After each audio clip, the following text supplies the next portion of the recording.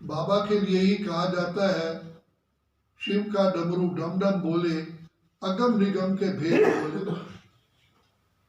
तो बाबा ने हम बच्चों को 7 बातें बताई हैं।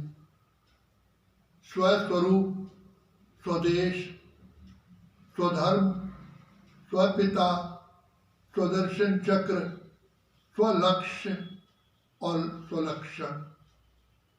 इन सब बातों में बाबा ने सारे सृष्टि का गहरे गहरे रहस्य हमारे सामने रखे, जिसको हम मनन चिंतन करने से खुशियों की बहारों में आ जाते हैं। 63 दिन तो हम गोते खाते रहे दुख और शांति में। अब बाबा हमको आए हैं नई दुनिया वैकुंठ में ले चलने के लिए। तो बाबा ने कितना सहज मार्ग बताया।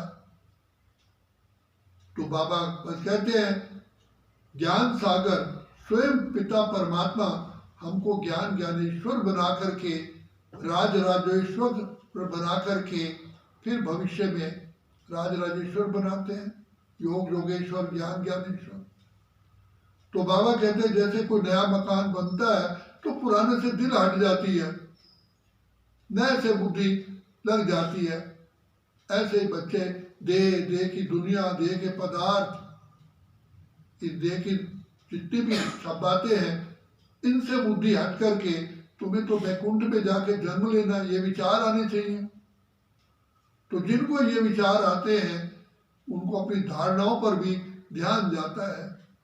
तो बाबा कहते हैं बच्चे समय थोड़ा है, बहुत गई थोड़ी रही, थोड़ी की भी थोड़ी है। अब तो बच्चे सत्युग के नज़ारे सामने दिखाई दे रहे हैं। इसलिए बाबा कहते हैं बच्चे सावधान रहो, कहीं ये जन्म जन्म की प्राप्ति कहीं मिस ना हो जाए। और सारी बात धारणाओं की है। चाहे बाबा के साथ रहो, चाहे संसार में रहो, कहीं भी रहो, बाबा की मुरली तो सबको मिलती है, ज्ञान बहुत क्लियर है। तो बाबा ने हमको टाइटल दिया, सुदर्शन चक्रधारी, त्रिनेत्री, त्रिकालदर्शी, मास्टर सर्वशक्तिवान, पिता के परमात्मा के नूरे रत्न। तो बाबा ने कहा बच्चे तुमको कितना नशा होना चाहिए।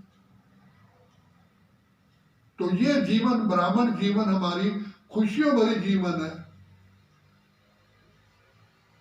बाबा ने क्या कहा, बच्चे पेट 2 रोटी मांगता है, 2 रोटी खाओ, ज्यादा क्यों हम अपनी बुद्धि को फंसाएं। अब तो हमको नई दुनिया में राज्य भाग लेना है, बाबा मम्मा के दिल तक नशीन बनना है। तो बाबा मम्मा कितना तीव्र पुरुषार्थ करते हैं। तो बाबा ने कहा कई बच्चों को बाबा देख देख करके बाबा को भी विचार चलता है कि ये बहुत समीप आ चुके हैं, और स्टूडेंट को खुद भी पता चलता है कि हम कितने मार्क्स से पास होंगे। तो बाबा कहते हैं अपनी नब्ज अर्थात अपनी स्थिति खुद देखो। बाबा ने अचल अडोल रहने के लिए कहा कि सर्व के प्रति कल्याण की भावना, स्नेह सहयोग की भावना, अपनेपन की भावना, कोई भी गैर नहीं है, सबके प्रति शुभ भावना, कल्याण की भावना। तो जब ये रखेंगे तो नेचुरल हमारी और बातों में बुद्धि जाएगी नहीं। तो जब ऐसी स्थिति बनाएंगे तो माया भले तो आएगी लेकिन हम हिलेंगे नहीं। और माया भी लास्ट में जिसका राज्य जाने वाला होता है पूरा जोर लगाता है। तो माया भी जोर लगाएगी, परिस्थितियां लाएगी, प्राकृतिक परेशानियां आएगी, शरीर का हिसाब किताब भी होगा, लेकिन जिसका साथी है भगवान उसको क्या रोकेगा आंधी और तूफान। तो बाबा हम बच्चों को आकर के रोज रोज अमृत वेले ज्ञान का डोज दे करके हमें खुशियों में लाते हैं। बाबा कहते मेरे बच्चों की जीवन सदा ही हर्षित खुशनुमा होनी चाहिए।